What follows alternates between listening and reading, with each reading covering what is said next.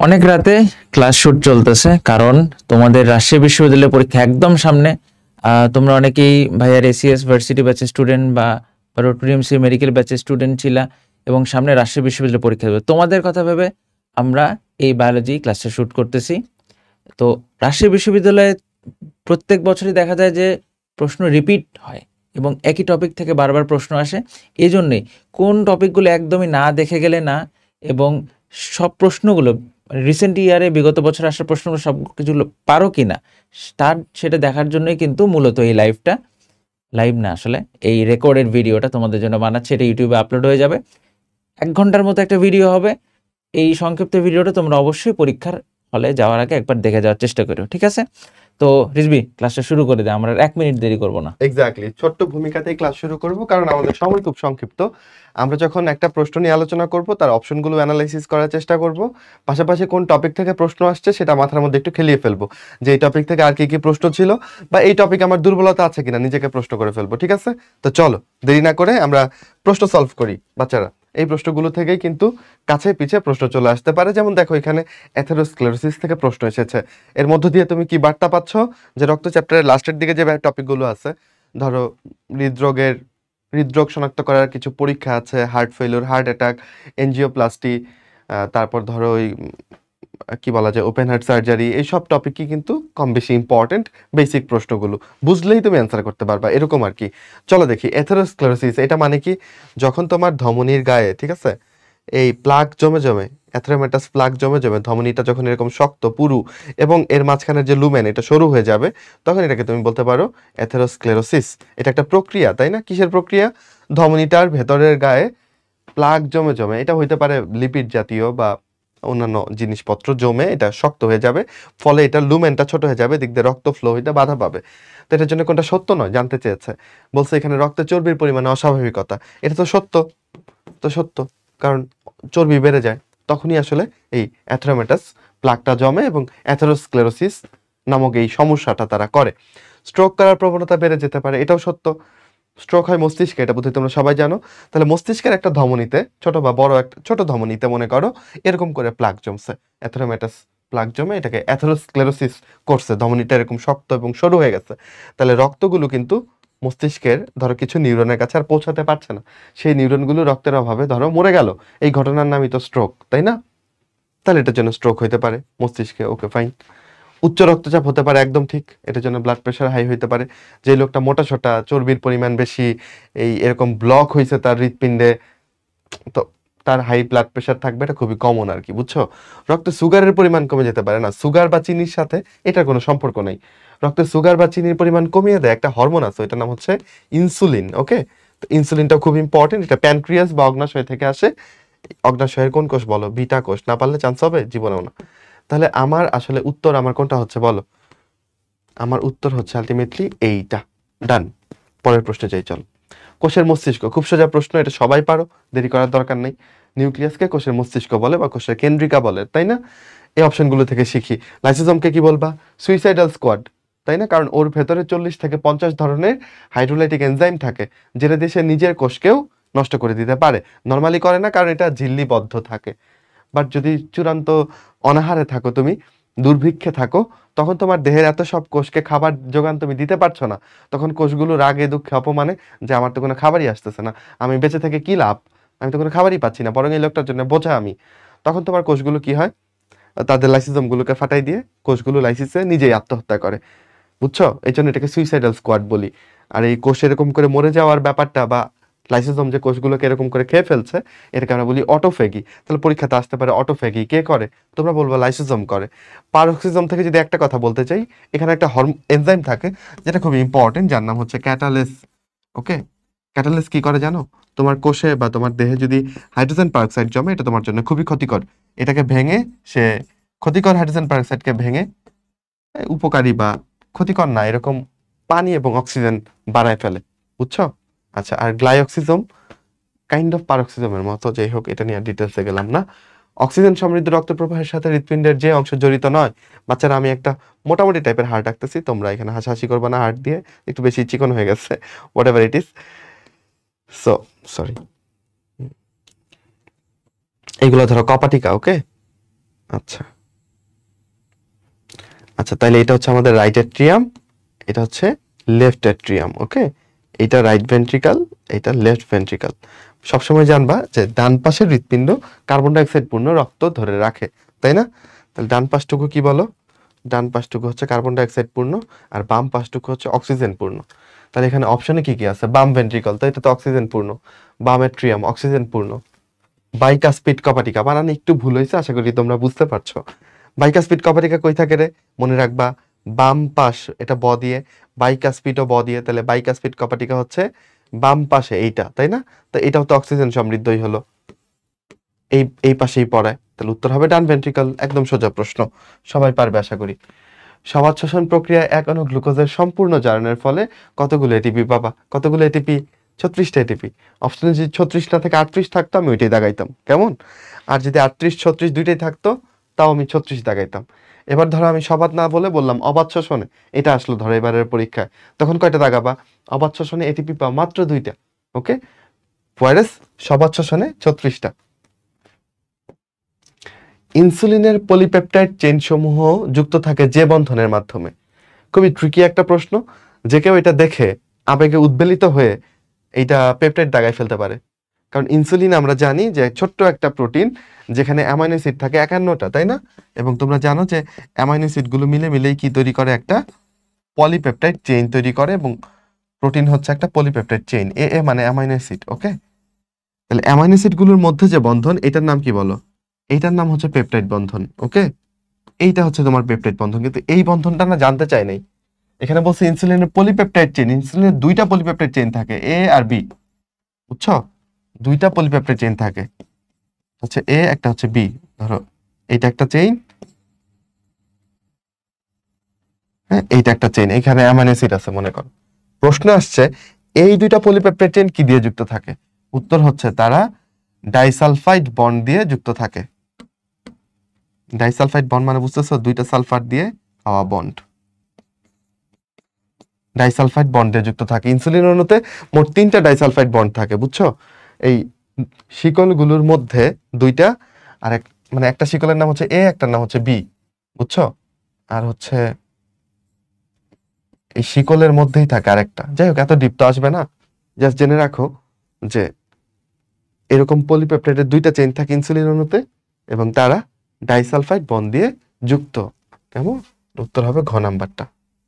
তাহলে 2টা পেপটাইড চেইনের মধ্যে, 2টা পেপটাইড চেইনের মধ্যে কিন্তু আর পেপটাইড বন্ধন থাকবে না। ডাইসালফাইড বন্ড না থেকে এখানে হাইড্রোজেন বন্ধনও থাকতে পারতো, ঠিক আছে? এরকম আর কি। পরিপাকতন্ত্রের কোন অংশটা অম্লীয়? বলো তো দেখি, কোন অংশটা অম্লীয়? আমাদের পাচক রস, যেখানে HCl থাকে সেটি তো সবচেয়ে অম্লীয় হবে, তাহলে পাকস্থলী সবচেয়ে অম্লীয় হবে, তাই না? ওকে, ক্ষুদ্রান্তে যেহেতু পিত্তরস আসে, পিত্তরস তো ক্ষারীয়, তাহলে ক্ষুদ্রান্তের পরিবেশটা ক্ষারীয়। রুই মাছের প্রজনন সময়, রুই মাছের প্রজনন পার্টটা অনেক ইন্টারেস্টিং ছিল, ক্লাসে পড়ার সময় অনেক মজা করে পড়াই। রুই মাছ প্রজননের জন্য বেছে নেয় হচ্ছে সব থেকে রোমান্টিক ঋতুটা বর্ষাকাল, যখন কালবৈশাখী ঝড়, আশেপাশে কিচ্ছু নাই, অমাবস্যা রাত্রি, এরকম সময় তারা প্রজনন করে, বুঝছো? এবং নদীর মোহনাতে, যেখানে অনেক বেশি স্রোত, মোহনা বা বাঁক, এখানে স্রোতের বেগটা একটু বেড়ে যায়, বুঝছো? তো জগতের নিয়ম অনুযায়ী স্ত্রী মাছটা সামনে সামনে দৌড়ায়, তার পেছন পেছন পুরুষ মাছটা দৌড়ায়। ওকে, স্রোতের ধাক্কা স্ত্রী মাছের গায়ে লাগার পর সেটার জন্য তার গায়ে শিহরণ জাগে এবং সে ডিম ছেড়ে দেয়। এই ডিম ছাড়া দেখে পুরুষ মাছটা গিয়ে সেই ডিমের উপর শুক্রাণু ছেড়ে দেয়। দেহের বাইরে একটা নিষেক হয়, এটাকে আমরা বলি বহিঃনিষেক। এই ব্যাপারটা, এই রোমান্টিক ব্যাপারটা ঘটে বর্ষাকালে। তো বর্ষাকাল বলতে, বা যখন কালবৈশাখী হয় তখন, ওই গ্রীষ্ম বর্ষা মিলিয়ে আর কি মনে করো। তো কাল আসলে বর্ষাকালই দিবা, ঠিক আছে? তো বর্ষাকালটা কোন মাস বলো? জুন জুলাই মাস হচ্ছে বর্ষাকাল, যেটা সামনে আসতেছে। ওকে, তারপর আসো, অপত্য ক্রোমোজোম গুলো মেরুর কাছাকাছি পৌঁছাইলে কোন পর্যায়ের সমাপ্তি ঘটবে? অপত্য ক্রোমোজোম মানে নতুন ক্রোমোজোম।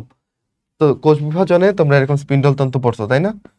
এই স্পিন্ডল তন্তু বরাবর ক্রোমোজোম গুলো দৌড়াইতে দৌড়াইতে মেরুর কাছাকাছি চলে আসছে। ওকে, তাইলে এখন কি তোমার শেষ স্টেপটায় ঢুকে যাচ্ছ না? এই ক্রোমোজোম গুলো মাঝখানে ছিল, সময় ছিল হচ্ছে মেটাফেজ, তাই না? তারপর হচ্ছে তোমার গতি পর্যায়, গতি পর্যায়ের ইংরেজি কি? অ্যানাফেজ। তাহলে অ্যানাফেজ পর্যায়ে এখানে শেষ হয়ে যাবে যখন তারা মেরুর কাছাকাছি পৌঁছায় যাবে। ওকে, অ্যানাফেজ পর্যায়ে ক্রোমোজোমগুলো দৌড়াবে এবং তখন তাদের আকৃতি এক এক রকম হতে পারে। এই আকৃতিগুলো ইম্পর্টেন্ট। ভি আকৃতি হলে মেটাসেন্ট্রিক, জে আকৃতির হলে অ্যাক্রোসেন্ট্রিক, তাই না? আই আকৃতির হলে টেলোসেন্ট্রিক। সেটা আমাদের প্রশ্ন না। তাহলে কোনটা সমাপ্তি ঘটবে বলো? অ্যানাফেজের বা গতি পর্যায়ের সমাপ্তি ঘটবে। কোনটা শুরু হবে? টেলোফেজ শুরু হবে, লাস্ট যে স্টেজটা সেটা শুরু হবে। ফুসফুসে যে অক্সিজেন যাবে সেটা কোন পথে যাবে? এখানে প্রথমে অ্যালভিউলাসে দিয়ে দিচ্ছে। এটা কি কোনো কথা হইলো? অ্যালভিউলাস হচ্ছে একদম ভেতরে ফুসফুসের, তাই না? তাহলে এটা হয়নি, এটা কিছু হয়নি। আচ্ছা, ট্রাকিয়া, ভালো কথা বলতে, শ্বাসনালী। ওকে, তাহলে ট্রাকিয়া আঁকলাম। ট্রাকিয়ার পরে ব্রঙ্কাস, এটাও ঠিক আছে। ট্রাকিয়াটা ব্রঙ্কাসে ভাগ হয়ে যায়। তারপর আরো ছোট ভাগ, ব্রঙ্কাসগুলো আরো ভাগ হয়ে হয়ে অনেক ছোট ছোট ভাগ হয়। এগুলোকে আমরা কি বলবো? এগুলো আমরা ব্রঙ্কিওল বলতে পারি। বায়োলজিতে ওল থাকলে এটা ছোট বুঝাই, তাই না? ব্রঙ্কিওলের পরে বলছে অ্যালভিউলাস। ঠিক আছে, এটা তো অ্যাপারেন্টলি সঠিক মনে হচ্ছে, পেন্ডিং এ রাখি। এখানে বলছে ব্রঙ্কিওল তারপর ট্রাকিয়া, না এটা ভুল। অক্সিজেন যাবে তো বাইরে থেকে ভেতরে, তাই না? যদি কার্বন ডাইঅক্সাইড বলতাম তাহলে একটা কথা ছিল যে ওকে ফাইন, ব্রঙ্কিওলটা ছোট, এখান দিয়ে কার্বন ডাইঅক্সাইডটা বাইরে বের হয়ে আসবে, তখন একটা কথা ছিল, বিবেচনায় নিতাম বা এটাকে বিবেচনায় নিতাম। অক্সিজেন তো আর ব্রঙ্কিওল থেকে ট্রাকিয়াতে আসবে না, ট্রাকিয়া হয়ে তো ব্রঙ্কিওলে যাইতে হবে। তাহলে আমার এই খ নাম্বারটাই আসলে সঠিক। অটাইটিস মিডিয়া, তাহলে অটাইটিস মিডিয়া, অটা মানে অটা শব্দটাই আসছে কান থেকে, বুঝছো? আর আইটিস মানে প্রদাহ। আর কান তো তিনটা। তুমি বলো ভাই, ভাই কি বলেন কান তিনটা? কান তিনটা বলতে বায়োলজির ভাষায় এক একটা কানকে তুমি বহিকর্ণ, মধ্যকর্ণ, অন্তকর্ণ এভাবে ভাগ করতে পারো, বুঝছো? তো কানের অংশ আসলে তিনটা, তো এটা নিয়ে আর বেশি বলার নাই। ঘাসফড়িং এর অ্যান্টেনার অংশ নয় কোনটা? তাহলে ঘাসফড়িং এর অ্যান্টেনার তিনটা অংশ থাকে। এক অ্যান্টেনা মানে বুঝছো, ওই মাথার মধ্যে যে শুঙ্গর মতো থাকে ওইটা। তাহলে একদম গোড়ারটা কি বলো? স্কেপ। গোড়ারটার নাম কি? স্কেপ। স্কেপের উপরের খণ্ডটার নাম কি? পেডিসেল। ওকে, পেডিসেলের পরে কি আছে? ফ্লাজেলাম। তাহলে এইটা মনে করো ফ্লাজেলাম। ফ্লাজেলামটা খণ্ড খণ্ড থাকে। কয়টা খণ্ড থাকে? 25টা খণ্ড। কয়টা বলো? 25টা। 25 না থাকলে 20 দিবা। ওকে, তো 25টা খণ্ড থাকে ফ্লাজেলামে। তাহলে স্কেপ, প্যাডিসেল আর ফ্লাজেলাম আমরা দেখে ফেললাম, তাই তো? স্টাইপস, এটা অ্যান্টেনাতে থাকে না রে, এটা হচ্ছে মুখপাঙ্গ আছে না, ম্যাক্সিলা, এই ম্যাক্সিলার একটা খণ্ড হচ্ছে স্টাইপস। তাহলে এটা হচ্ছে কোথায় থাকে বলো? ওর মুখপাঙ্গ ম্যাক্সিলাতে থাকে। ওই যে নখরযুক্ত ল্যাসিনিয়া, তাই না? ঢাকনির মতো গ্যালিয়া, ম্যাক্সিলার ছবিটা একটু দেখো। ওকে, তাহলে উত্তর কি হবে? স্টাইপস। আর্থ্রোপোডা পর্বের প্রাণীদের শ্বসন অঙ্গ নয় কোনটা? আর্থ্রোপোডা পর্বের প্রাণীর প্রধান, আচ্ছা, শ্বসন অঙ্গ কি কি আছে বলো? তোমার বইতে লেখা আছে, ফুলকা আছে, ট্রাকিয়া আছে, যেমন ঘাসফড়িং এর ট্রাকিয়া থাকে, বুকলাং অথবা এটাকে কি বলতে পারি আমরা? বুকগিল। বুকলাং বা বুকগিল এগুলা থাকে, এগুলা তার শ্বসন অঙ্গ। আচ্ছা, এবার সবুজ গ্রন্থিটা কি? সবুজ গ্রন্থি হচ্ছে তার রেচন অঙ্গ। যদিও তার প্রধান রেচন অঙ্গ কি বলো? মালপিজিয়ান নালিকা। আর্থ্রোপোডা পর্বের প্রাণীর প্রধান রেচন অঙ্গ মালপিজিয়ান নালিকা। তবে এটা ছাড়াও তাদের কিছু গ্ল্যান্ড থাকে, যেমন কক্সাল গ্ল্যান্ড, তাই না? গ্রিন গ্ল্যান্ড, সবুজ গ্ল্যান্ড, এগুলো হচ্ছে রেচনে হেল্প করে। তার উত্তর কি হবে আমার? ক নাম্বারটা। পাচ্ছি আমরা সবাই। কোন ভিটামিন দীর্ঘ সময় থাকে? ভিটামিন বি আর সি তো ওয়াটার সলিবল, তো এরা দেখা যায় যে শোষিত হয়ে যাচ্ছে বা মানে দেহে ওইভাবে সঞ্চিত থাকছে না, ব্যবহৃত হয়ে যাচ্ছে। অপরদিকে ভিটামিন এ, এটা তোমার চোখে সঞ্চিত থাকতেছে রেটিনল হিসেবে, যেটা তোমাকে অন্ধকারে বা কম আলোতে বা রাত্রিবেলা দেখতে হেল্প করতেছে। তো ভিটামিন এর অভাব হইলে কিন্তু সে রাতে দেখতে পায় না, বুঝছো? তো চোখে আমাদের রড কোষে কিন্তু এই ভিটামিন এ জমা থাকে। তাহলে এটা এ হবে উত্তর। সিরামের ক্ষেত্রে কোনটা প্রযোজ্য নয়? আচ্ছা, এই সিরামটা কি তুমি বোধহয় জানো। প্লাজমা থেকে তুমি যদি ক্লটিং ফ্যাক্টরগুলোকে বাদ দিয়ে দাও, তাহলে যেটা পড়ে থাকবে সেটাই হচ্ছে সিরাম। তাহলে প্লাজমার সিরামের পার্থক্য কোথায়? ক্লটিং ফ্যাক্টরে। ক্লটিং ফ্যাক্টর থাকলে সেটা হচ্ছে প্লাজমা, আর ক্লটিং ফ্যাক্টরটা সরাই ফেললে যে জলীয় অংশটা পড়ে থাকবে সেটা হচ্ছে সিরাম। বুঝাইতে পারলাম কিনা? ধরো তোমার কোথাও কেটে গেছে, কেটে যাওয়ার পর সেখানে রক্ত জমাট বাঁধছে, কিন্তু তোমার এখানে কষানি পড়তেছে বা পানি পড়তেছে, হয় না এরকম? স্যাঁতসেঁতে হয়ে আমাদের কাটা জায়গা থেকে একটু একটু করে পানি বেরোয়, সেই পানিটা আসলে সিরাম। কেন বলো তো? কারণ প্লাজমাটা জমাট বেঁধে অলরেডি ক্লটিং ফ্যাক্টরগুলো ব্যবহৃত হয়ে গেছে, তারপর প্লাজমার পানির অংশটুকু গড়িয়ে গড়িয়ে বেরিয়ে আসতেছে। তাহলে ডেফিনেটলি ওইখানে কোনো ক্লটিং ফ্যাক্টর নাই, তাই এটার নাম কি? সিরাম। ওকে, তাহলে সিরামে কি তঞ্চন ধর্ম থাকবে কি থাকবে না? থাকবে না তো। প্রযোজ্য নয় কোনটা? আমি তো প্রথমটাই পেয়ে গেছি। তঞ্চন ধর্ম উপস্থিত, এটা তো আসলে ভুল ওর জন্য। রক্তকণিকা থাকে না, এটা সিরামের ক্ষেত্রে প্রযোজ্য। ফাইব্রিনোজেন থাকে না, কোনো ক্লটিং ফ্যাক্টর তো সিরামে থাকবে না, এটা প্রযোজ্য। দেহের ভেতরে কি সিরাম থাকবে? না। আমি তোমাকে এক্সাম্পলে কি বললাম, গড়িয়ে বেরোয় আসতেছে না, কোথাও একটা কেটে গেছে, সেখান থেকে সিরামটা কেটে যাওয়ার পরে এখানে একটু রক্ত জমাট বাঁধছে, তারপরে তোমার কষানি বেরোচ্ছে বা একটু পানি গড়ায় পড়তেছে ওই জায়গা থেকে, দেখবে একটু পানি পানি বেরোচ্ছে, ওইটা হচ্ছে সিরাম। তাহলে সিরাম কি দেহের ভেতরে থাকতেছে? দেহের ভেতরে প্লাজমা থাকতেছে, রাইট? তাহলে এইটাও সঠিক। তঞ্চন ধর্ম সিরামে উপস্থিত, এইটা সঠিক না, এটা ভুল কথা। তাহলে প্রযোজ্য নয় চাইছে না, তাহলে এইটাই হবে উত্তর। আমি কি বুঝাইতে পারতেছি তোমাকে? ওকে। কোষ গহ্বরের আবরণকে কি বলে? টোনোপ্লাস্ট বলে, এটা সবাই বোধহয় পারো, তাই না? ক্লোরোপ্লাস্ট তো চিনোই, ক্লোরোফিল থাকবে, খাদ্য তৈরিতে হেল্প করবে। লিউকোপ্লাস্ট কি? সাদা রঙের। কোন পর্বের প্রাণীদের মধ্যে মেটামরফোসিস ঘটে? তাহলে মেটামরফোসিস যে বুঝবে না শব্দটা, সে উত্তরও করতে পারবে না। এটার বাংলা হচ্ছে রূপান্তর, বুঝছো? তাহলে রূপান্তর মানে কি? এই যে তোমরা যেই প্রজাপতিকে দেখে এত আবেগে উদ্বেলিত হয়ে ধরতে যাও যে কি সুন্দর প্রজাপতি, আল্লাহর কি সুন্দর সৃষ্টি, এই প্রজাপতিটাকেই যদি তার শিশুকালে নিয়ে যেতাম, তুমি দেখে শিউরে উঠে দৌড়ে পালাতা। কেন? কারণ ওই যে সবজির মধ্যে দেখো না অনেক সময় যে একটা, ধরো একটা বেগুন কাটলা, সেটার মধ্যে একটা পোকা দেখতে পাচ্ছ, ঠিক আছে? এই পোকা দেখে তুমি দৌড়ে পালাচ্ছ না কেন? তোমার ভয় হচ্ছে। আচ্ছা যাই হোক, এই পোকাটাই একদিন প্রজাপতি হতে পারে, বুঝছো? মানে প্রজাপতি ছোটবেলায় এরকম, মানে কিরা, পোকা বললে তো হচ্ছে না, কিরা বা কীট এরকমই থাকে, পরে রূপান্তরিত হয়ে সে সুন্দর প্রজাপতি হয়, বুঝছো কাহিনীটা? তাহলে এই ধরনের রূপান্তরকে আমরা বলি সম্পূর্ণ রূপান্তর, যার ছোটবেলার সাথে বড়বেলার কোনো মিল নাই। ওকে? মানে বাংলা সিনেমাতে দেখবা নায়ক নায়িকার ছোটবেলার চেহারার সাথে বড়বেলার চেহারার কোনো মিল নাই, মানে এরকম যদি হয় যে কোনো মিল নাই, তাহলে এটা সম্পূর্ণ রূপান্তর। আবার হলিউড মুভিতে দেখবা যে ওরা খুব সুন্দর মিল রেখে চরিত্র সেট করে, ছোটবেলায় যে বাচ্চাটা অভিনয় নেয় ওর সাথে বড়বেলার লোকটার বা নায়কের চেহারার মিল থাকে। যাই হোক, এটা এক্সাম্পল দিয়ে লাভ নাই, আমরা আসল এক্সাম্পলে আসি। আসল এক্সাম্পল হচ্ছে ঘাসফড়িং। ঘাসফড়িং ছোটবেলা থেকে একটা ঘাসফড়িং, ও কখনো এরকম কিরা থাকে না। বা তেলাপোকা, ছোটবেলা থেকেই তেলাপোকার মতো দেখতে, তোমরা তেলাপোকার বাচ্চা কম বেশি সবাই দেখছো, ওইগুলা কি? চিন্তা করো তেলাপোকাগুলো যদি কিরা হইতো কি ভয়ঙ্কর হইতো, তাই না? এমনিতেই তেলাপোকার ভয়ে তোমরা বাঁচো না, মরে মরে যাও পারলে, মেয়েরা বিশেষ করে। এগুলো যদি আরো কিরা হইতো তাহলে তো আরো মরে যেত। আচ্ছা যাই হোক, তাহলে তেলাপোকা ঘাসফড়িং এরা ছোটবেলা থেকেই তেলাপোকার মতো দেখতে, তাহলে এদেরও রূপান্তর হয়, কিন্তু এটা মানে অসম্পূর্ণ রূপান্তর, এমন না যে ওরা একদম সব চেঞ্জ হয়ে যাচ্ছে, তাই না? প্রজাপতির মতো না, তাই এটা অসম্পূর্ণ রূপান্তর। যাই হোক, তো রূপান্তর কার ঘটতেছে? তেলাপোকা, ঘাসফড়িং, তারপর আর কি উদাহরণ দিলাম বলো? প্রজাপতি, এরা সবাই কি? এরা সবাই আর্থ্রোপোডা। তার উত্তর হবে ঘ নাম্বার। ক্ষুধার সাথে সম্পর্কিত হরমোন, ভালো কথা।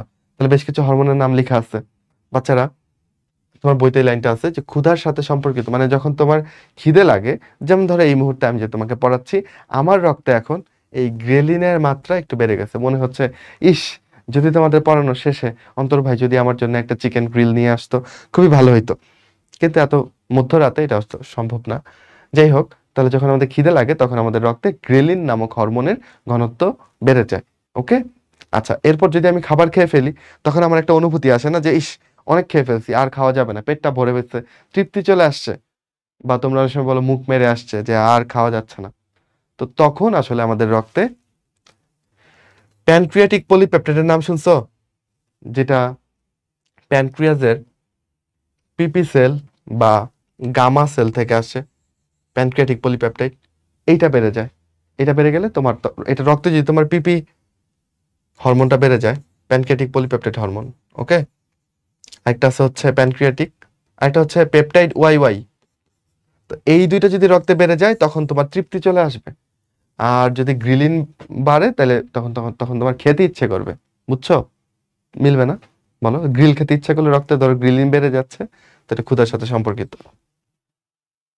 বাকি হরমোনগুলো যেমন অক্সিটোসিন আসলে জরায়ুর সংকোচন করে, বুঝছো?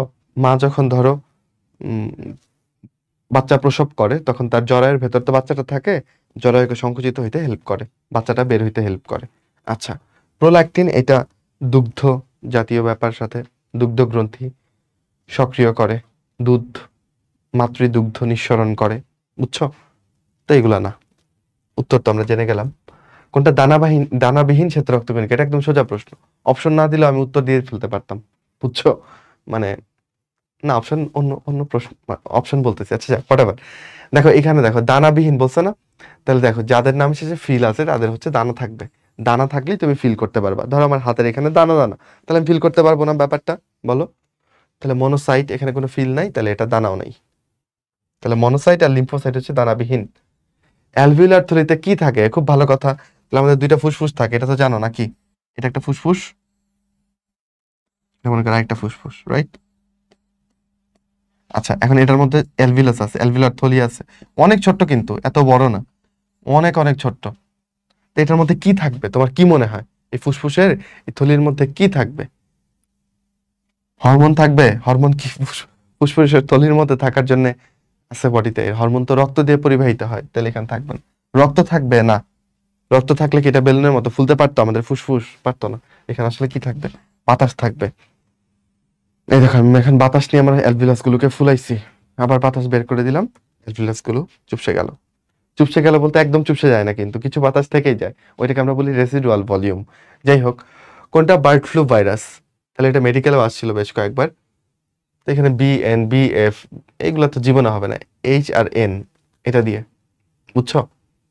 তাহলে ইনফ্লুয়েঞ্জার টাইপগুলোকে আমরা HN এই টাইপে প্রকাশ করি। এখন তোমার বইয়ে দুইটা আছে, একটা হচ্ছে H5N1, এটা হচ্ছে H1N1, এটা নিয়ে উল্টাপাল্টা লাগে অনেকের। তাহলে এর মধ্যে একটা বার্ড ফ্লু, একটা হচ্ছে সোয়াইন ফ্লু। ওকে, তাহলে বার্ড ফ্লু কোনটা? আমি এরকম করে মনে রাখতাম যে আমি যদি একটা 5 লিখি, এই 5কে চাইলে আমি একটা পাখি বানাই ফেলতে পারি। ওকে, এই ধরো যা হয়েছে, তাহলে 5কে একটা পাখি বানাই ফেললাম না? তাহলে 5 থাকলে এটা পাখিদের। ওকে, আচ্ছা, আর দেখো এখানে 1 আছে না? তাহলে দেখো আমি যদি সোয়াইন বানানটা লিখি, এখানে সে দেখো আইন আছে, আইন থেকে তুমি একটু 1 চিন্তা করতে পারো। তাহলে 1 যদি থাকে, তাহলে H1N1 থাকলে এটা সোয়াইন ফ্লু, H5N1 থাকলে এটা বার্ড ফ্লু। তাহলে উত্তর হবে ঘ নাম্বার। দুইটাই আসলে কি ধরনের ভাইরাস বলো? Influenza virus. তাহলে এগুলা কি ভাইয়া? এগুলো ইনফ্লুয়েঞ্জা ভাইরাসের টাইপ, বুঝছো? ইনফ্লুয়েঞ্জা টাইপ, এক টাইপ দিয়ে এক একটা হয়, আরো কিছু টাইপ আছে। ওকে, অর্নিথিন চক্র কোথায় হবে বলো? অর্নিথিন চক্রের মধ্য দিয়ে ইউরিয়া তৈরি হবে, তাই এটার অন্য নাম হচ্ছে ইউরিয়া সাইকেল, যেটা তোমার যকৃতে হবে। ইউরিয়া তৈরি হয় যকৃতে, আর এটা বের হয়ে যাবে কি মূত্রের মাধ্যমে। অ্যান্টিবডি কে তৈরি করবে? আচ্ছা, দুইটা অপশনে লিম্ফোসাইট আছে, আমি একটু এডিট করি। এটা হচ্ছে বি লিম্ফোসাইট, এটা হচ্ছে টি লিম্ফোসাইট। ওকে, লিম্ফোসাইট তো 3 রকমের হয়, বি লিম্ফোসাইট, টি লিম্ফোসাইট, আর এটা হচ্ছে NK সেল। ওকে, কি দাগাবা বলো? যেহেতু ভাই এই দুইটার মধ্যে এডিট করছে, উত্তর তো এই দুইটার মধ্যেই হবে। লিম্ফোসাইট আসলে অ্যান্টিবডি তৈরি করে, আর যদি এরকম প্রশ্নে বি টি দুইটাই থাকে, তাহলে তুমি কি দাগাবা? B lymphocyte. এবার ধরো অপশনে ধরো আছে হচ্ছে প্লাজমা সেল, যদি থাকতো আর কি, যদি প্লাজমা সেল থাকতো তাহলে তুমি কি দাগাইতা? Plasma sell দাগাইতা। তাহলে আসলে অ্যান্টিবডি তৈরির ব্যাপারটা কি ঘটে দেখো, এই বি সেল, এ ধর একটা বি সেল বা বি লিম্ফোসাইট, এটা যখন অ্যাক্টিভেটেড হবে, সক্রিয় হবে, তখন ওইটা দেখতে এরকম হয়ে যায়, বুঝছো? এর নাম হয় তখন প্লাজমা সেল। ওকে, আচ্ছা, তাহলে বি সেলকে সক্রিয় করতে হেল্প করে হচ্ছে আমাদের টি সেল। তাহলে টি সেল সরাসরি তৈরি করতেছে না অ্যান্টিবডি, বরঞ্চ টি সেল বি সেলকে সক্রিয় হইতে হেল্প করতেছে। সক্রিয় হয়ে সে কি হইল? প্লাজমা সেল হইল। এই প্লাজমা সেল ফাইনালি অ্যান্টিবডি তৈরি করবে, যেগুলোর আকৃতি হচ্ছে ওয়াই আকৃতির। অ্যান্টিবডির আকৃতি কেমন? ওয়াই আকৃতির। ওকে বাচ্চারা, চলো সামনে যাই। হিমোগ্লোবিন কোন ধরনের প্রোটিন? যেসব প্রোটিনের রং আছে তাদেরকে আমরা বলি ক্রোমোপ্রোটিন। যেমন বিলিরুবিন, এটার রং হলুদ, বিলিভার্ডিন, এটার রং সবুজ, এগুলোও প্রোটিন, বুঝছো? তাহলে হিমোগ্লোবিন বা বিলি প্রোটিন বা ফ্ল্যাবোপ্রোটিন, না ফ্ল্যাবো বলা যায় কি না, বলা যায় বোধহয়। আচ্ছা, প্লাস ধরো ক্যারোটিনয়েডস, এগুলো সবই কালারফুল। তো কালারফুল প্রোটিনগুলোকে আমরা বলি ক্রোমোপ্রোটিন। ক্রোম মানে রং, বুঝছো?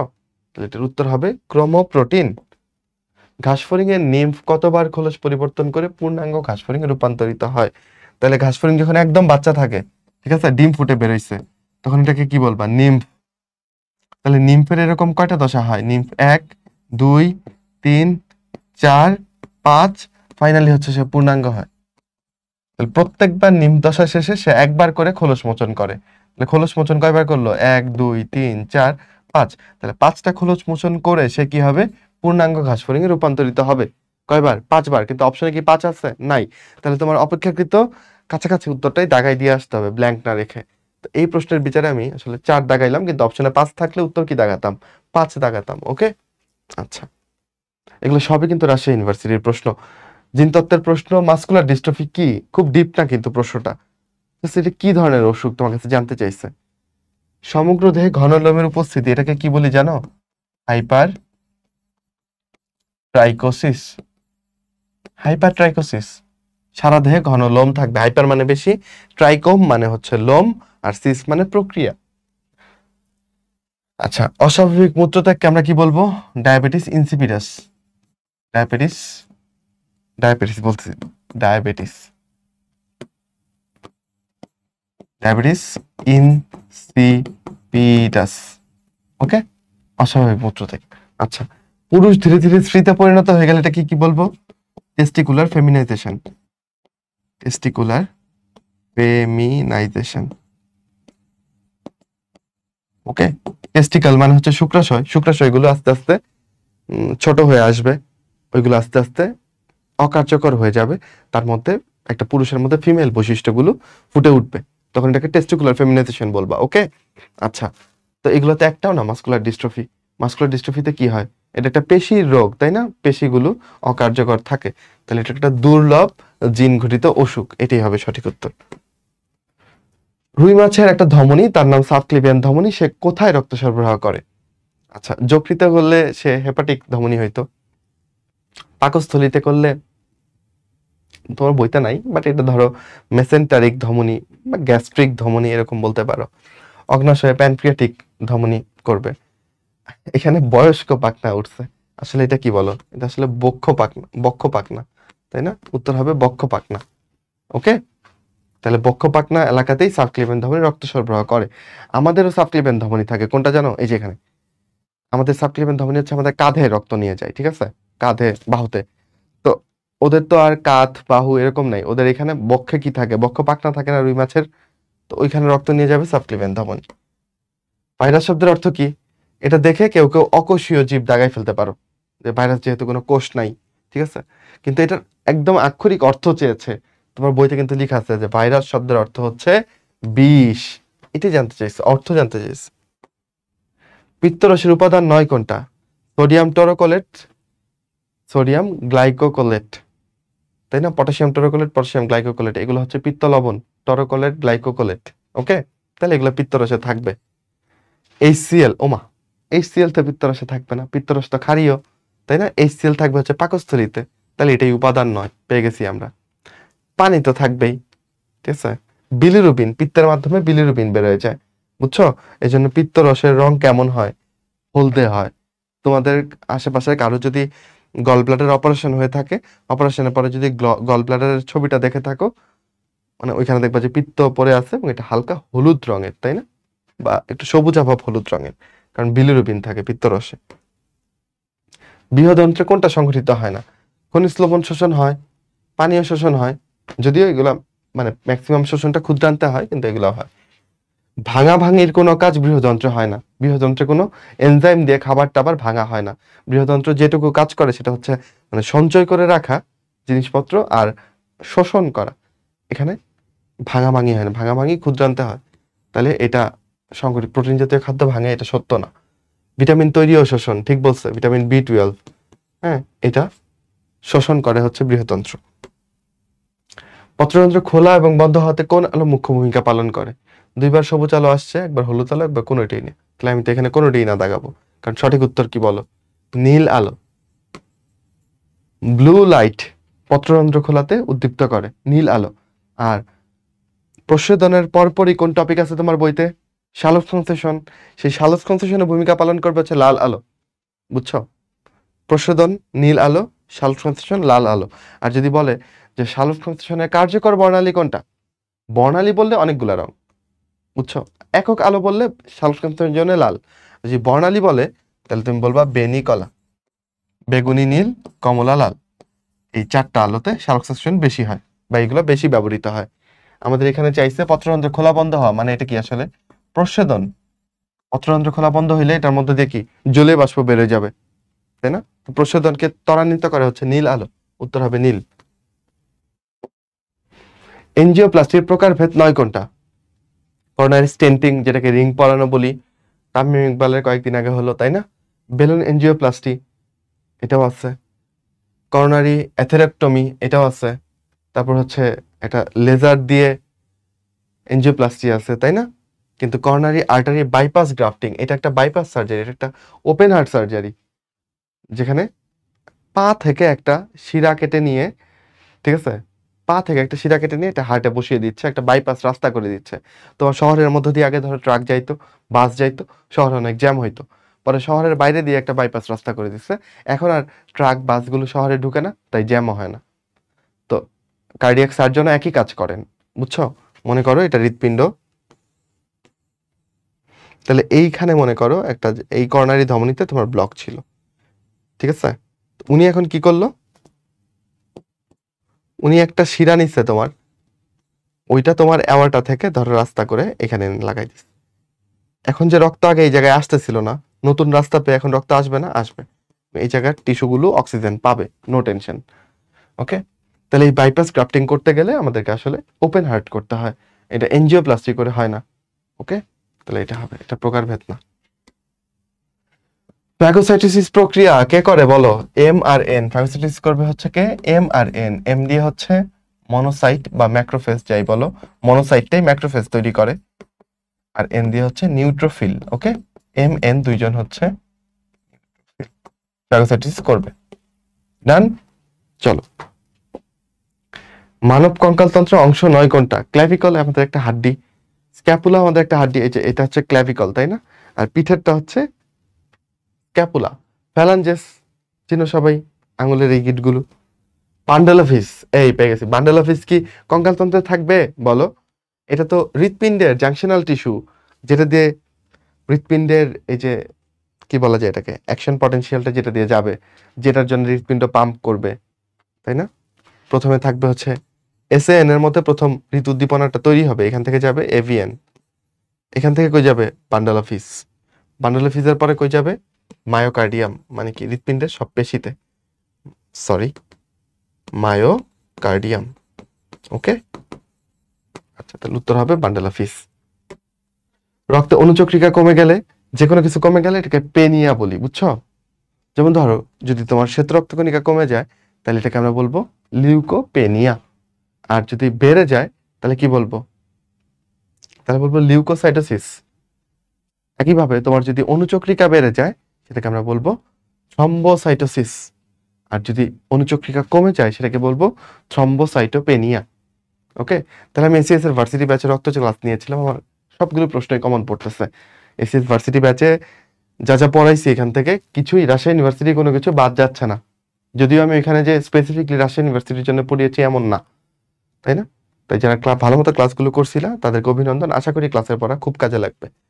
যদি মনে থেকে থাকে, তাহলে আমাদের থ্রম্বোসাইট মানে অনুচক্রিকা, আর পেনিয়া মানে কি? অভাব, তাই না? উত্তর হবে এটা। তোমরা আমাকে কি কেউ বলতে পারবা যে থ্রম্বোসাইটোপেনিয়া কোন রোগে দেখা যায়? উত্তর হচ্ছে ডেঙ্গু। ডেঙ্গু হলে আমাদের অনুচক্রিকা কমে যায়, তাই না?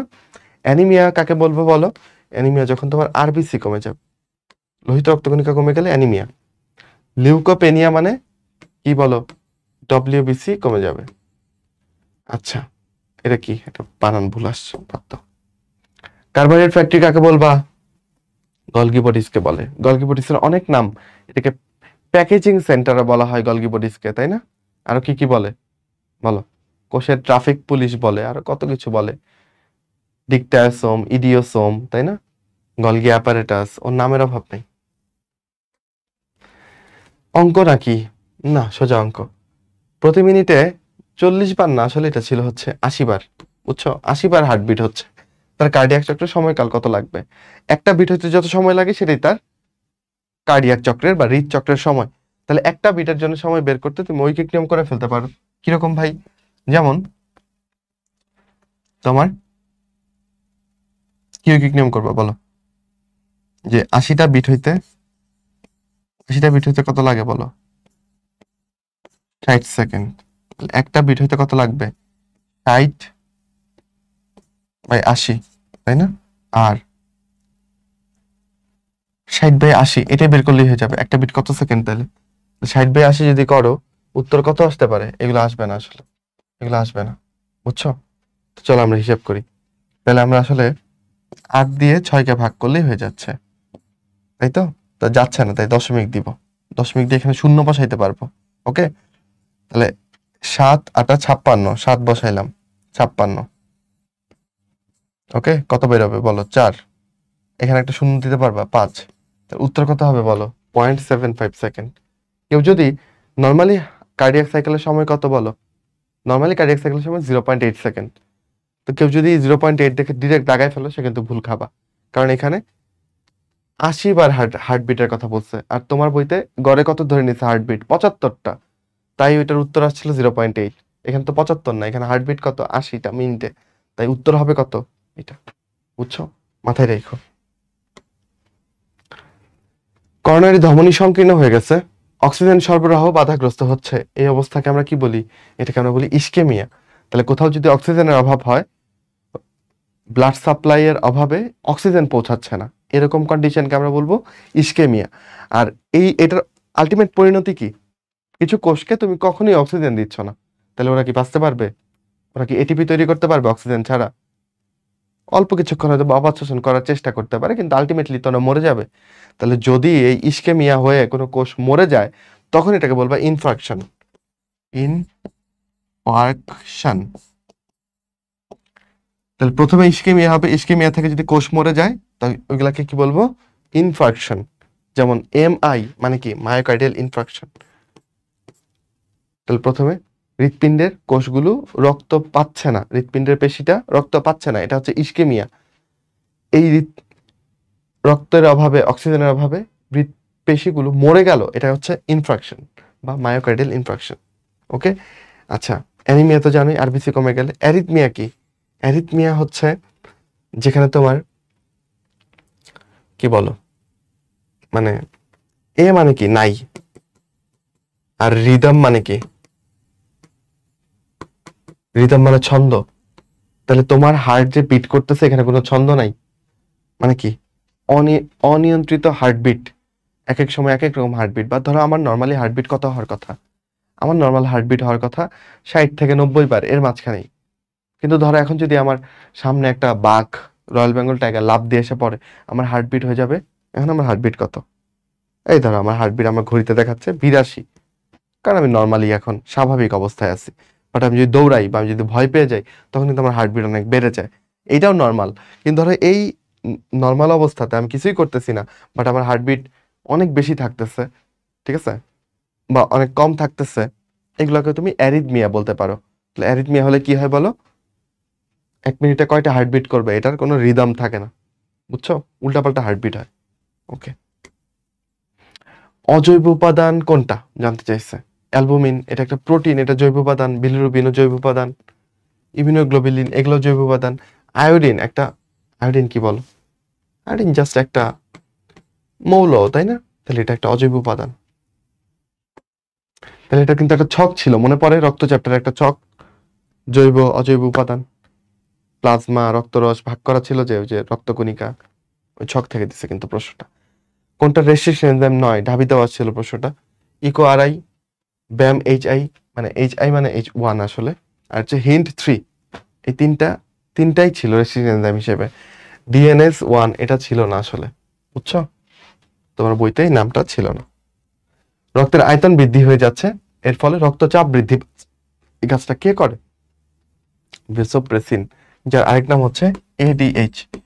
তোমরা যদি রক্ত চ্যাপ্টারের নিম্ন রক্তচাপ ব্যারোরিসেপ্টর পড়ো, তখন এটার অ্যাক্টিভিটি বুঝতে পারবা, তাই না?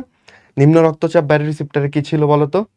এটা 2 জায়গায় কাজ করতো, রেচনতন্ত্রেও কাজ করতো, রক্ত সংবহন তন্ত্রেও কাজ করতো। ওইখানে একটা হরমোনের কথা আলোচিত হয়েছে, যার নাম ADH, বা যার আরেকটা নাম হচ্ছে ভেসোপ্রেসিন।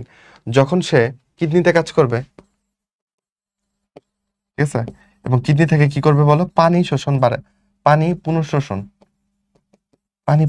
বাড়াই দিবে। তো পানি পুনঃশোষণ করে, কিডনিতে পানি পুনঃশোষণ করে সে কোথায় পাঠাই দিবে? এটা মূত্র দিয়ে বেরোয় যেতে চাচ্ছিল, এটা সে শোষণ করে আলটিমেটলি রক্তে পাঠাই দিবে। তাহলে কি হবে? রক্তের আয়তন বাড়বে। রক্তের আয়তন যদি বাড়ে, তাহলে রক্তের চাপও কি হবে? ব্লাড প্রেশারও কি হবে? বাড়বে। কিভাবে ভাই? আমরা তো বয়েলের সূত্রে পড়ছি ভাই, আয়তন বাড়লে প্রেসার কমে। এটা কি আর আদর্শ গ্যাস রে?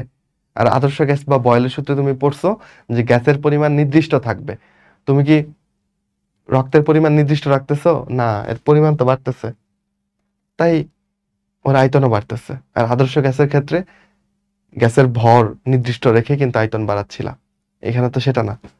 ইভেন একটা বেলুনের ক্ষেত্রেই তো বয়েলের সূত্র মানে না, কারণ বেলুনের মধ্যে ফু দিচ্ছ, তখন তোমার কি হচ্ছে? আয়তন বাড়তেছে, প্রেসারও বাড়তেছে। তাহলে কেন বয়েলের সূত্র মানতেছে না? কারণ তুমি গ্যাসের পরিমাণ তো নির্দিষ্ট রাখতেছো না, গ্যাসের অণু তো বারবার বেলুনের মধ্যে ভরতেছো, তাহলে তো এখানে বয়েলের সূত্র মানবেই না। ওকে, আচ্ছা, আমি তুমি বুঝাইতে পারছি। তো এই ক্ষেত্রে কাজ করতেছে, তাহলে বলো, তখন এটাকে এডিএইচ বলবা। আর যদি এটা রক্তবাহিকাকে সংকুচিত করে, মনে করো আগে ছিল এরকম, এখন হয়ে গেছে এরকম, তাহলে আগে রক্তবাহিকা চওড়া ছিল, একটা পাইপের মধ্যে, পাইপটা আগে মোটা ছিল, এটার মধ্যে অল্প পানি যাচ্ছিল, তাহলে এখানে প্রেসার কম, পাইপটা এখন চিকনা হয়েছে, ঠিক আছে, এবং এটার মধ্যে দিয়ে বেশি পানি যাচ্ছে, তাহলে পাইপের কি প্রেসার বেশি, তাই না? তো ভেসোপ্রেসিন ওকে কেন বলছি? কারণ ভেসেলকে প্রেস করছে, ভেসেলকে প্রেস করে চিকন বানাই ফেলতেছে, বুঝছো? তো এই হচ্ছে ভেসোপ্রেসিন। একই হরমোন, কিন্তু নাম জাস্ট দুই জায়গায় দুই রকম নাম। এই তাহলে রক্তের আয়তন বৃদ্ধির মাধ্যমে রক্তচাপ বৃদ্ধিতে ভূমিকা পালন করতেছে কে? এডিএইচ বা ভেসোপ্রেসিন, যেটাই বল সেটাই উত্তর। পারছি। সোমাটোস্ট্যাটিন, এটা লাগবে না। সোমাটোস্ট্যাটিন মেইনলি আলফা ও বিটা কোষের ক্ষরণ। আলফা কোষ থেকে গ্লুকাগন আসে, বিটা কোষ থেকে ইনসুলিন আসে, এটা কতখানি ক্ষরিত হবে সেটা নিয়ন্ত্রণ করে। ওকে, ক্ষরণ নিয়ন্ত্রণ। প্রোল্যাকটিন তো জানোই, এটা দুগ্ধের সাথে রিলেটেড, আর অক্সিটোসিনের কথা আমি আগে বলছি, জরায়ুর সংকোচন। আচ্ছা, বৃহদন্ত্রের কাজ নয়, ভিটামিন বি12 শোষণ করে, এটা সঠিক। পানি শোষণ করে, সঠিক। অজৈব লবণ শোষণ করে, সঠিক। প্রোটিনের ভাঙন, এটা সঠিক না, তাই না? তাহলে উত্তর হবে এইটা। ওকে, ঘ নাম্বার। ঘাসফড়িং এর গিজার্ডের পর থেকে শুরু করে উদরের মধ্যাংশ পর্যন্ত বিস্তৃত পাতলা প্রাচীর বিশিষ্ট অংশটিকে কি বলে? চিন্তা করো, ঘাসফড়িং এর প্রথম, এটা হচ্ছে অন্ননালী। অন্ননালীটা কি হয়ে যায় বলো? ক্রপ হয়, তাই না? ক্রপের পর থেকে কি শুরু হয়? গিজার্ড শুরু হয়। এই হ্যাপাটিক্সিকা, এটার মধ্যে গিজার্ড। তারপর থেকে কি শুরু হয় বলো? মেসেন্টেরন শুরু হয়, ছবিটা যদি তোমার মনে থাকে। তাহলে ক্রপ, এটাও কি উপরে, গিজার্ডের পর না, এটা উপরে। গলবিল, এটা তো উপরেই।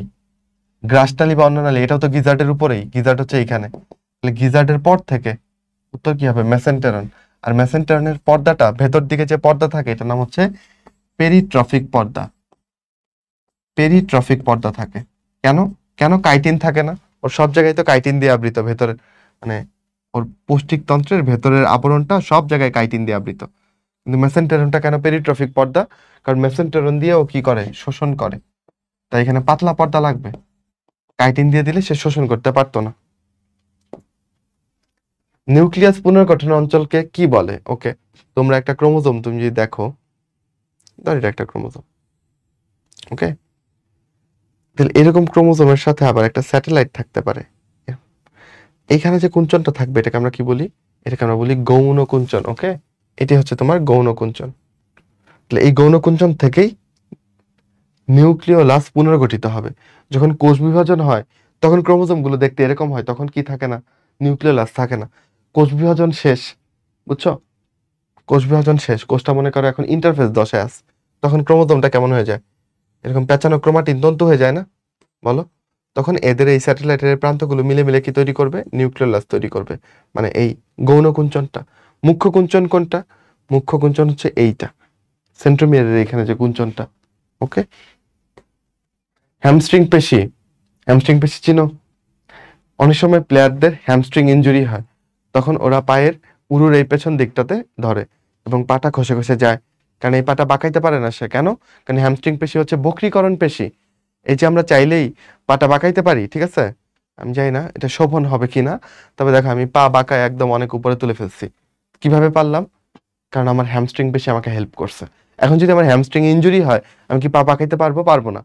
তখন আমার পাকে ঘষে ঘষে, মাটিতে ঘষে ঘষে আমার যাইতে হবে, মাঠ ত্যাগ করতে হবে। হ্যামস্ট্রিং পেশিতে তিনটা পেশি থাকে, বাইসেপস ফিমোরিস। বাইসেপস সবসময় বক্রীকরণ পেশি। এই যে আমার হাতের বাইসেপস, আমার হাতকে বাঁকাচ্ছে, কিন্তু বাইসেপস যখন সংকুচিত হচ্ছে, দেখো, তখন হাত কিন্তু এনে টান পড়তেছে, হাত বেঁকে আসতেছে। তো এটাকে তো বাইসেপস বলতেছি, পায়েরটাকে যদি বাইসেপস বলি তাহলে তো কনফিউজড হবো। যেহেতু পায়ের বাইসেপসটা ফিমারের গায়ে লেগে আছে, তাহলে এটাকে ফিমোরিস বলা যায়, তাই না? তাহলে biceps femoris, semi membranosus, semi tendinosus, তিনটাই কিন্তু হ্যামস্ট্রিং পেশির অংশ। উত্তর হবে ঘ নাম্বার। আণুবীক্ষণিক সৈনিক হচ্ছে লিম্ফোসাইট। হাইড্রার পরিপাক অন্তঃকোষীয় এবং বহিঃকোষীয় দুই রকমের পরিপাকই হাইড্রাতে হয়। কোনটা প্লাজমা প্রোটিন নয়? প্লাজমা প্রোটিন কি কি আছে বলো? GPA5 সবাই বোধহয় পারো, তাই না? GPA5 জি দিয়েছিল হচ্ছে কি বলো? গ্লোবিউলিন। পি দিয়ে কি? পি দিয়ে হচ্ছে প্রথম মিন। এ দিয়ে কি? অ্যালবুমিন। আর 5 দিয়ে ফাইব্রিনোজেন। ওকে, তাহলে বিলিরুবিন কি কোনো আমাদের প্রোটিন? না, বিলিরুবিন হচ্ছে একটা কি বলা যায় জৈব উপাদান, ঠিক আছে, যেটা রং হলুদ। ব্যাকটেরিওফাজ কি ধরনের জিনিস? এটা কি আসলে? কেউ কেউ চিন্তা করতে পারো আরে ব্যাকটেরিওফাজ না মাস, তাহলে ব্যাকটেরিয়া দিয়ে দেই। না, ব্যাকটেরিওফাজ মানে হচ্ছে যারা ব্যাকটেরিয়াকে খেয়ে ফেলে। ফাজ মানে কি? ভক্ষণ করা বা খেয়ে ফেলা। তাহলে মনে করে দেখো, এটা তোমাদের প্রিয় ব্যাকটেরিয়া ইকোলাই। এই ইকোলাইকে কে খেয়ে ফেলতেছিল? কিছু T2 ভাইরাস এসে একে অ্যাটাক দিচ্ছিল, মনে করে দেখো। তাহলে এইটাই তো তোমার ব্যাকটেরিওফাজ। তাহলে ব্যাকটেরিওফাজ আসলে কি বলো? একটা ভাইরাস, বুঝছো? ব্যাকটেরিওফাজ হচ্ছে একটা ভাইরাস।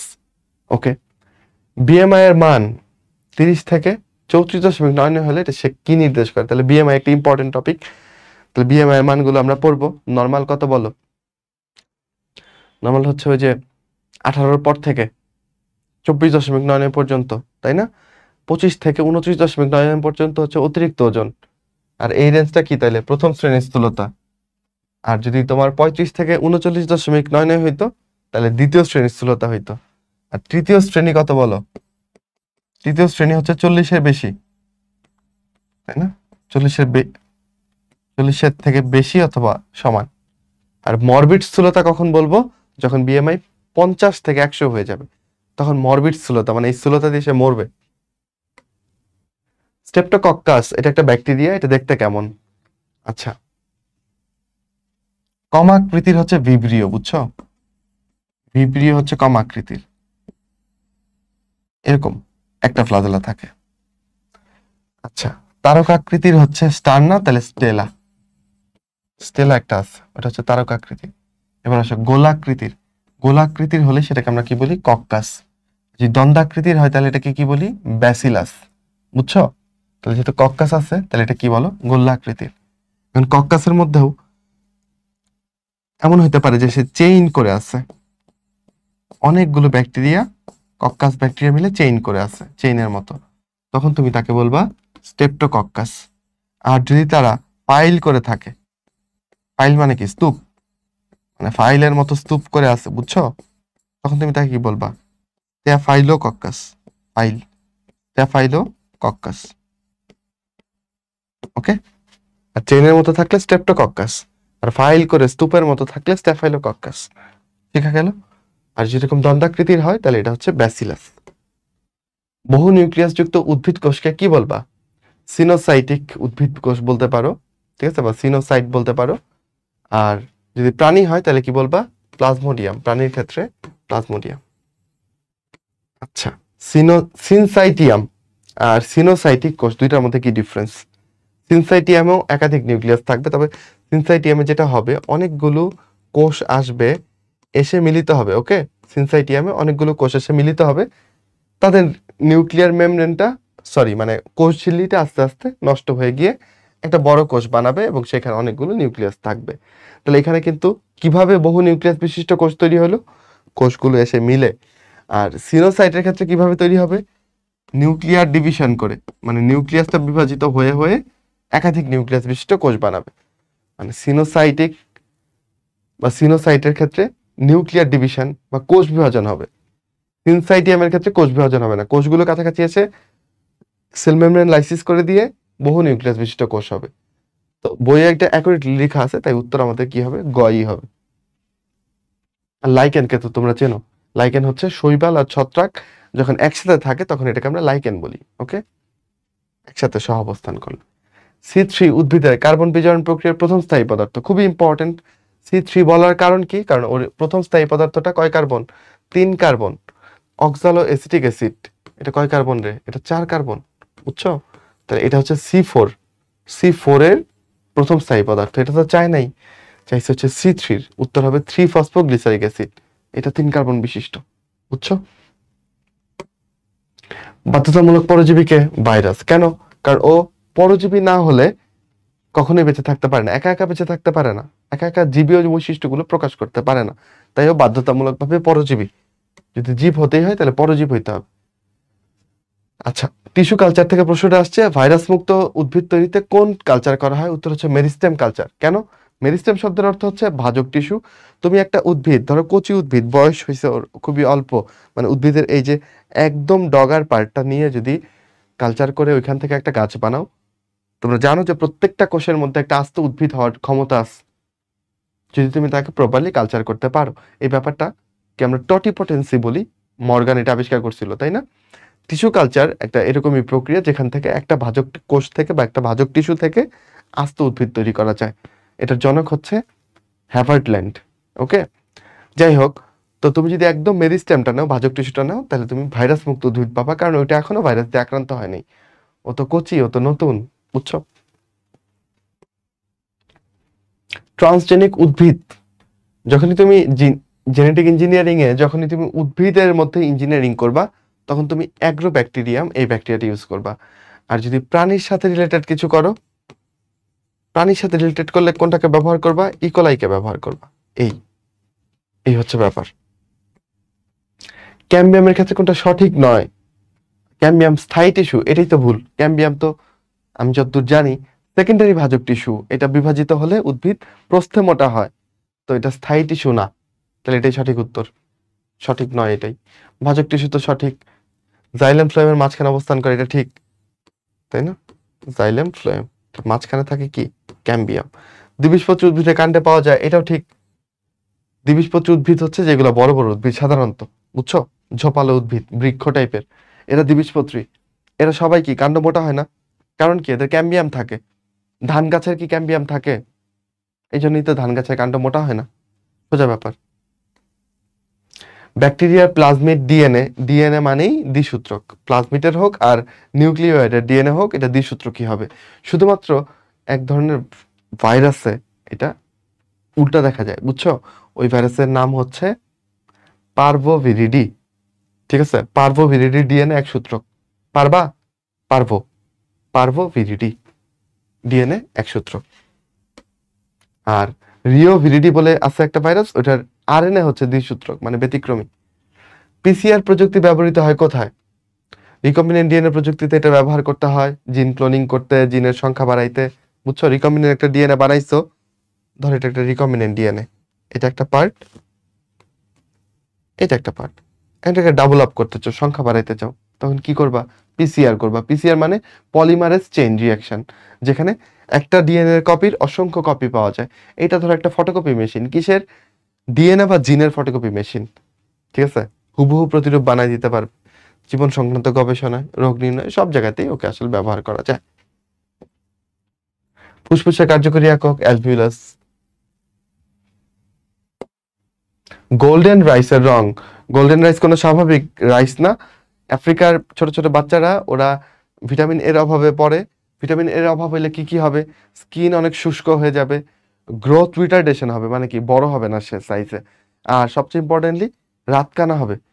তো এইগুলো এড়ানোর জন্যে যারা খেতে পায় না, যারা ভিটামিন এর অভাবে ভুগে, ওরা ভাত পাইলেই তো মনে করে তো অনেক কিছু, ওরা তো এমনি এমনি ভাত খায়, লবণ দিয়ে পানি দিয়ে ভাত খায়। তো ভাতের মধ্যে যদি ভিটামিন এ পাওয়া যায় তাহলে খুব ভালো হতো না? জেনেটিক ইঞ্জিনিয়ারিং করে এই গোল্ডেন রাইস বানানো হয়েছে, যেই রাইসের মধ্যে আসলে ভিটামিন এ থাকে, বুঝছো? তাহলে ভিটামিন এ কোন সব খাবারে থাকে বলো? টমেটোতে থাকে, গাজরে থাকে, মিষ্টি কুমড়াতে থাকে, ডিমের কুসুমে থাকে, যেগুলো দেখো একটু কমলা রঙের, একটু হলুদ রঙের, ওইগুলোতেই আসলে ভিটামিন এ থাকে। গোল্ডেন রাইসের রংটাও তাহলে ওই রকমই হবে, বুঝছো? কারণ এখানে ভিটামিন এ আছে, ভিটামিন এর রংটা এরকম। পলিপ্যাপটাইড ট্রান্সলেশনের জন্য টার্মিনেশন কোডন কোনটা? কিছু বুঝছো? টার্মিনেশন কোডন মানে স্টপ কোডন, যেই কোডন পেলে প্রোটিন তৈরি বন্ধ হয়ে যাবে। 3টা স্টপ কোডন ছিল, যেটা তোমাকে দিয়ে শুরু, মানে ইউ দিয়ে শুরু, ওকে, তিনটা স্টপ কোডন ইউ দিয়ে শুরু। আচ্ছা, তাহলে কি কি হইতে পারে? ইউ এ এ, আর যেটা হচ্ছে জি আর এর মধ্যে উল্টাপাল্টা, একটা ইউ জি এ, একটা ইউ এ জি। এই তিনটা হচ্ছে স্টপ কোডন। কিভাবে লিখলাম দেখছো? প্রথমে ইউ দিয়ে শুরু, তারপর এ এ, এ জি, জি এ, শেষ। ওকে, মিলাই তাহলে এখানে কোনটা আছে? এ ইউ জি তো স্টার্ট কোডন, তাই না? তাহলে এখানে স্টপ কোডন জানতে চাইছে, উত্তর কি হবে? তারপর প্রথমে ইউ দিয়ে দেখা শুরু করব। ইউ দিয়ে দুইটা আছে, এটা তো না, এটা হচ্ছে আমাদের স্টপ কোডন। এটা ডিঅক্সিরাইবোজ সুগারে অক্সিজেন অণু উপস্থিত কোনটায় বলো? এটুকু আঁকলেই বুঝে যায়। আমি দুইটা রাইবোজ সুগার রাখতেছি, 1 2 3 4 5, 1 2 3 4, দুইটা রাইবোজ, একটা রাইবোজ একটা ডিঅক্সিরাইবোজ। আমি জাস্ট যেটা করব, এটা 2 নাম্বার কার্বনে ওএইচ দিব, এটা 2 নাম্বার কার্বনে এইচ দিব। এটা দেখে তুমি বুঝে যাবা যে এটা আসলে ডিঅক্সি রাইবোজ আর এটা হচ্ছে নরমাল রাইবোজ। তাহলে পার্থক্যটা কোথায় বলো? পার্থক্যটা শুধু 2 নাম্বার কার্বনে। 2 নাম্বার কার্বনে অক্সিজেন একটা কম, ডিঅক্সি রাইবোজে। পিত্ত লবণ কোন ভিটামিনের ক্ষুদ্রান্তে শোষণ প্রক্রিয়া ভূমিকা পালন করে? পিত্ত লবণ হচ্ছে ফ্যাট সলিউবল ভিটামিনগুলোকে শোষণ করতে ভূমিকা পালন করে। তাহলে ফ্যাট সলিউবল ভিটামিন কারা বলো? ফ্যাট সলিউবল মানে লিপিডে দ্রবীভূত হয় এরকম, এডেক। আর ওয়াটার সলিউবল কারা? ডব্লিউবিসি। মানে কি? ডব্লিউ মানে ওয়াটার, ওয়াটারে কারা দ্রবীভূত হয়? বি আর সি। পারবো?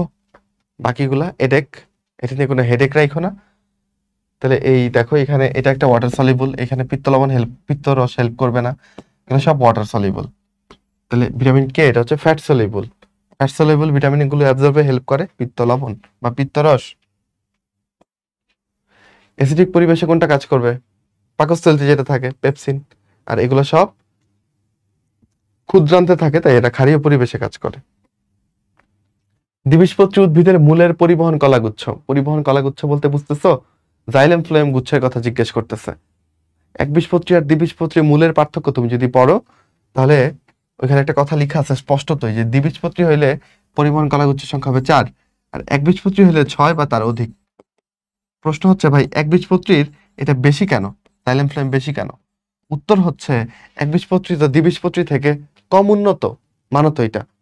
তাহলে একবীজপত্রী উদ্ভিদে ধরো কি বলবো, ধরো আমি নর্মালি হাঁটতে পারি, আমার 2 পা দিয়ে হাঁটা চলতেছে, তাই না? আর যে ধরো বুড়ো হয়ে গেছে বা যে একটু অনুন্নত, যে হাঁটতে পারে না, তাকে 2টা স্ট্রেচার নিতে হবে। তার 2টা পা প্লাস 2টা স্ট্রেচার, তার 4টা লাগতেছে হাঁটার জন্য। আমি বুঝাইতে পারছি? তাহলে যে শক্তিশালী তার তো বেশি লাগতেছে না, বেশি সাপোর্ট লাগতেছে না, আমার 2 পাই যথেষ্ট। একইভাবে দ্বিবীজপত্রী উদ্ভিদের জাইলেম ফ্লোয়েম গুলো উন্নত হয়, ওদের 4টা গুচ্ছ হইলেই হয়ে যায়। কিন্তু একবীজপত্রীতে যেহেতু জাইলেম ফ্লোয়েমটা একটু অনুন্নত ওদের থেকে, দ্বিবীজপত্রী থেকে, তাই ওদের জাইলেম ফ্লোয়েমের গুচ্ছ 6 বা তার অধিক হবে, বুঝছো? একবীজপত্রীতে। ওকে, প্রায় শেষের দিকে চলে আসছি আমরা। প্রশোধনের প্রধান অঙ্গ পত্ররন্ধ্র। পত্ররন্ধ্রীয় প্রশোধনী কত বেশি হয় বলো? কত পার্সেন্ট হয়? 95 থেকে 98%, তাই না? যেই জিন অপর জিনের বৈশিষ্ট্য প্রকাশে বাধা দেয় তাকে তুমি কি বলবা? যে বাধা দিবে সে এপিস্টেটিক জিন, আর যে বাধা পাবে সে হচ্ছে হাইপোস্টেটিক জিন। কি বলো? বাধা পাবে। ওকে, আচ্ছা। লিথাল জিন তো বুঝছো, যে জিনের প্রভাবে জীব মরে যাবে। আর সেমিলিথাল কি? যেই জিনের প্রভাবে 50%-এর বেশি জীব মরে যাবে, সেমিলিথাল। যেমন হিমোফিলিয়া। এটা একটা কঠিন প্রশ্ন তোমাদের দিক থেকে, তাই না? জলাভূমির উদ্ভিদ, এখানে আমরা ক্যাসিয়া ফিস্টুলা, এটা হচ্ছে বাদল লাঠি, এটা আমার বইতে আছে, এটা আমরা জানি বাদল লাঠি, বা যেটাকে তোমরা সোনালু বলো। শরিয়া রোবাস্টা, এটা হচ্ছে শাল, বুঝছো? শালবনের প্রধান উদ্ভিদ শরিয়া রোবাস্টা।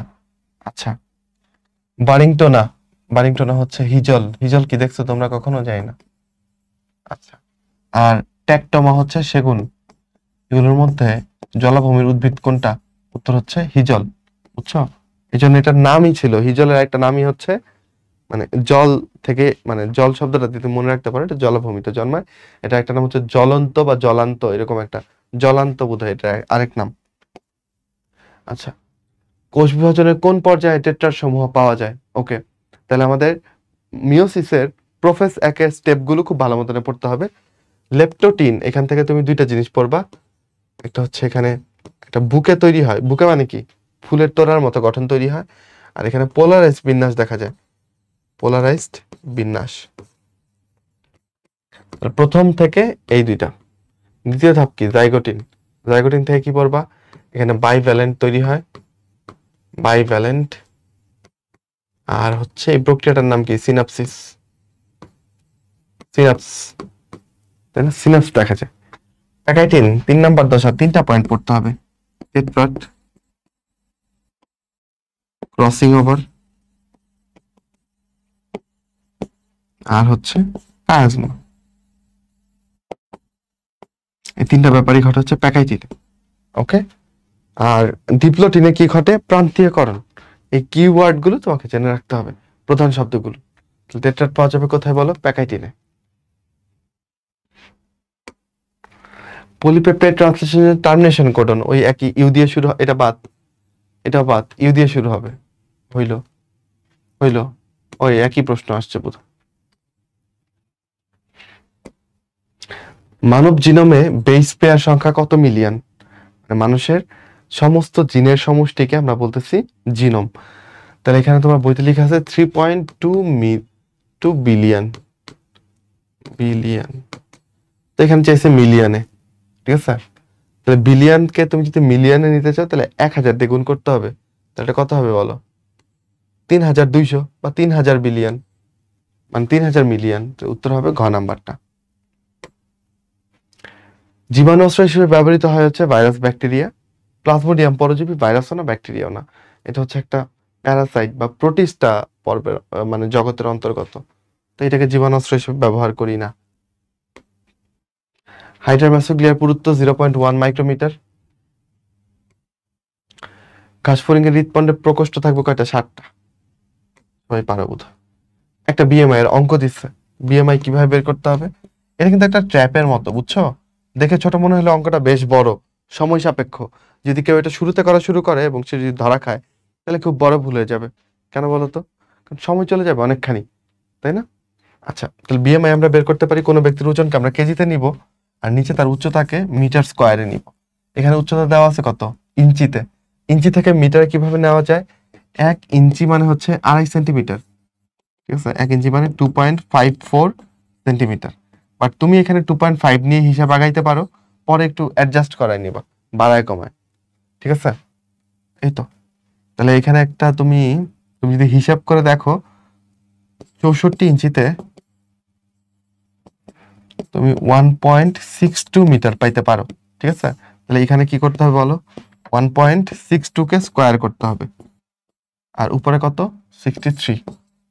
এই হচ্ছে হিসাব, এটাকে তোমার হিসাব করতে হবে এবার। তো 1.62 না ধরো 1.6 ধরো তুমি হিসাব আগাইতে পারো, পরে একটু মানে হিসাব করে নিবা যে এখানে একটু কম ধরছিল। তো এটা যদি করো মোস্ট প্রবাবলি অ্যান্সার আসে হচ্ছে এটা, ঠিক আছে। এটা একটু নিজে প্র্যাকটিস করো। ফাইনালি